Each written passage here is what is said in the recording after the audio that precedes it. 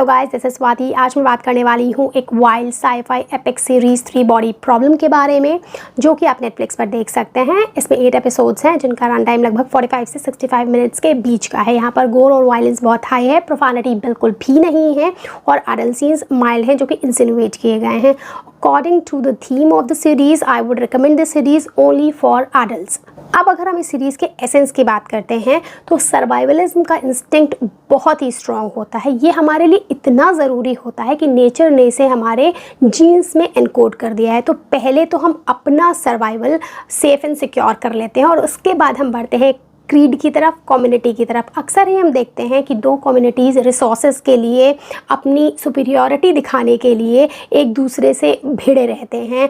ये अक्सर ही political, religious, economic कारणों की वजह से होता रहता है और जीतने वाली कम्युनिटी दूसरी कम्युनिटी को बड़े ही नीची नज़रों से देखती है, उसे बग्स और पेस्ट कह के बुलाती है। अब एग्जैक्टली यही आप सिनेरियो इस सीरीज़ में भी देखने वाले हैं, लेकिन यहाँ पर बात हो रही है इंटर स्पीसीज़ की। ये थोड़ा सा स्पॉइलर है।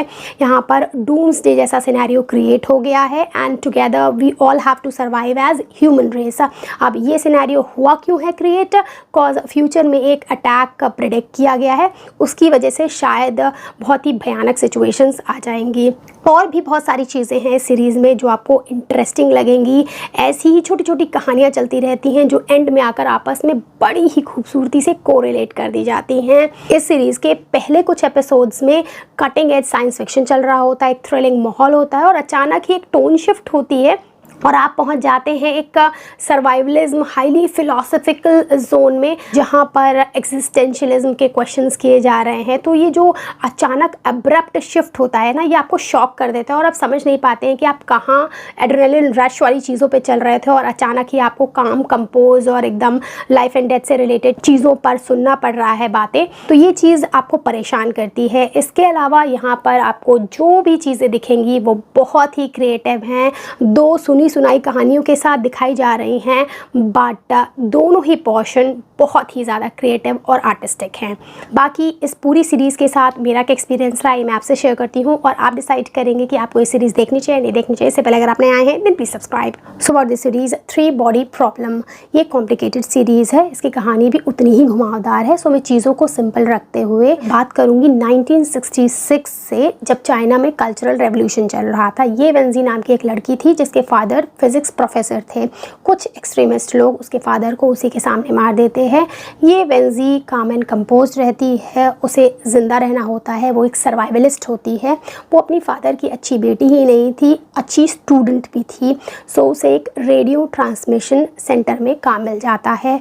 लगभग 20 साल वो वहाँ काम करती रहती है। वो एक एस्पायरिंग और टैलेंटेड एस्ट्रोफिजिसिस्ट थी। एक दिन अचानक उसका संपर्क बाहर की दुनिया के लोग से होता है और इसी दौरान वो एक माइक इवांस नाम के एनवायरमेंटलिस्ट से भी मिलती है।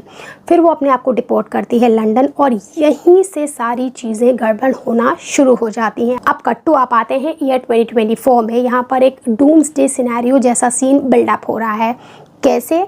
दुनिया में जो बड़े बड़े साइंटिस्ट हैं, उनके जो एक्सपेरिमेंट्स हैं, उनके रिजल्ट्स बहुत ही बिजार और वियर्ड आ रहे हैं। साथ ही सस्पिशियस कंडीशंस में इन साइंटिस्ट की मौत भी हो रही है। और एक हाईली एडवांस्ड वर्चुअल रियलिटी वाला गेम है जो आपको बिल्कुल रियल जैसी फीलिंग कराता है, वो अलग अलग लोगों के पास मिल रहे हैं। ये गेम भी इसी डूम्सडे सिनेरियो से किसी ना किसी तरीके से कनेक्टेड है। अब एक यंग साइंटिस्ट का ग्रुप है, उनके सीनियर की डेथ हो जाती है। ये जो सारी चीज़ें चल रही हैं इसी वजह से।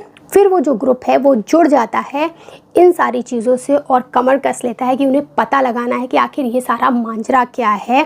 वो इसकी तह तक जाना चाहते हैं।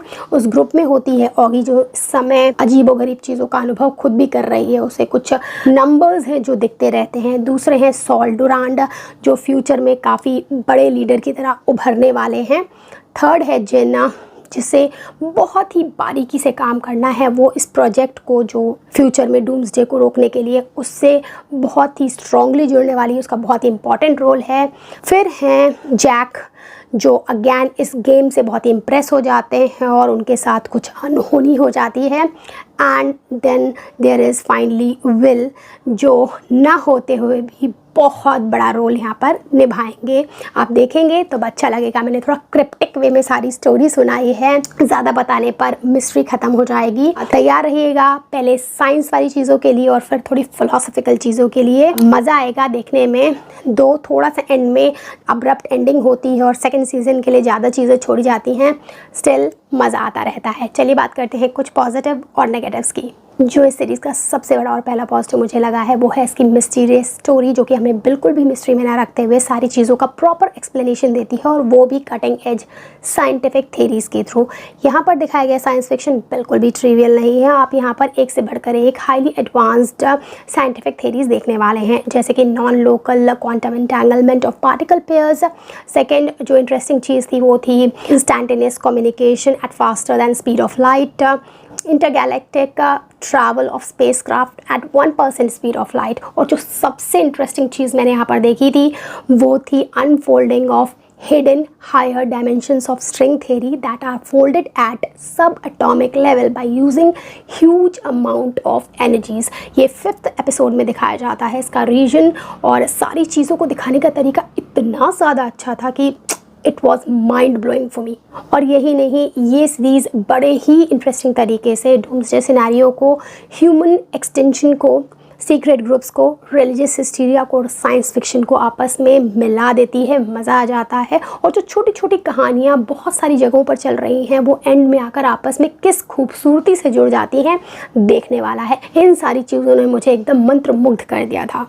सेकंड जो पॉजिटिव मुझे इस सीरीज़ का लगा है वो है बढ़िया एक्टिंग। सभी अपने रोल में अच्छे लग रहे थे। दो मेरे लिए नॉन फेसेस थे, एक थे बेनेडिक्ट वोंग और दूसरी थी आइजा गोंजालेस।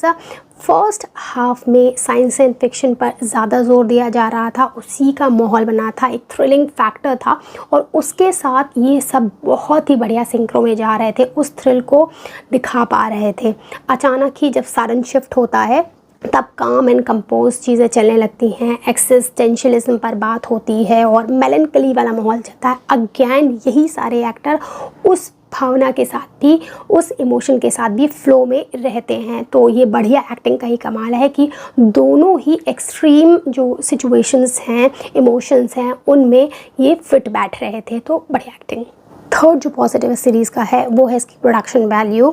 इस सीरीज़ पर भर भर के पैसा लगाया गया है। जब आप इस सीरीज़ को देख रहे होंगे तब आपको महसूस भी होगा जब आप इसके ग्रैंडियर सेट्स देखेंगे, और वो आपको ऑलमोस्ट रियल लगेंगे।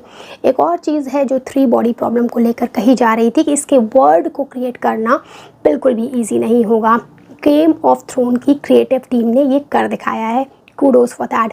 यहाँ पर एक एपिसोड आएगा जजमेंट डे, ट्रस्ट मी, यहाँ पर जो सारी चीज़ें दिखाई जाएंगी ना वो शायद ही आपने पहले कभी देखी हूँ। मेरे लिए सब कुछ माइंड बॉगलिंग था उस एपिसोड में।